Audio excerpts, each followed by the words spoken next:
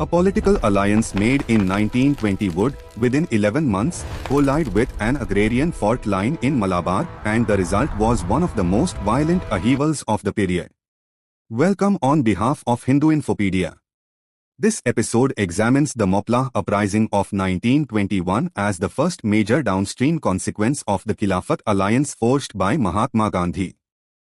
The context begins in September 1920, when the Indian National Congress formally aligned with the Khilafat movement, a campaign rooted in pan-Islamic concerns over the Ottoman Caliphate. This alliance brought together two different political currents, anti-colonial nationalism and religious mobilization, onto a shared platform. In the Malabar region of Kerala, this political development intersected with an already existing agrarian structure. The Moplah or Moplah Muslim community, many of them tenant farmers, lived under a system where land ownership was largely in the hands of upper-caste Hindu landlords. This imbalance had led to repeated uprisings across the 19th century. The grievance was not new. What changed in 1920 to 1921 was the scale and intensity of mobilization. Local Khilafat leadership, including Varyankunath Kunjahammad Haji, transformed this mobilization into a more direct political movement in Malabar. The uprising began on August 20, 1921, in the taluks of Ernad and Valluvanad, and spread rapidly across the region. The British administration responded with martial law, but violence continued for several months. Contemporary records, including tribunal accounts documented by C. Gopalan Nair, describe widespread violence. Estimates from these records place Hindu deaths at around 2,500. Forced conversions are also estimated at a similar number.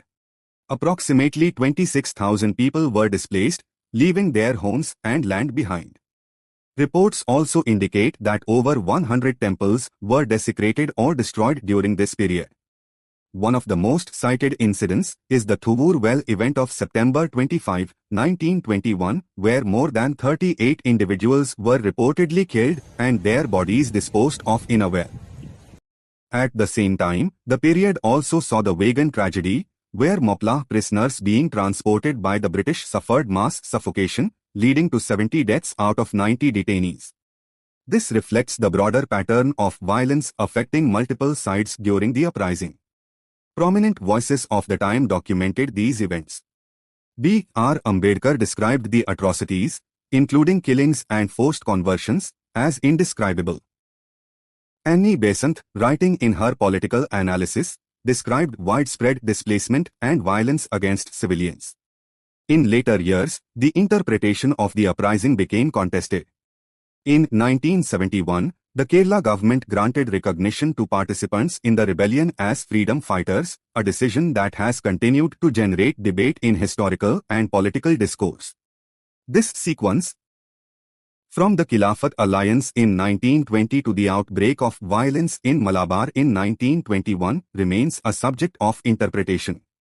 Some view it through the lens of agrarian revolt, others as communal violence, and still others as part of the larger anti-colonial struggle.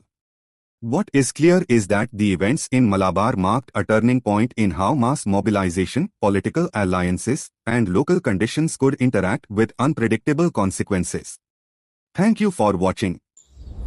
Please like and subscribe to the channel, and read more at HinduinfoPedia.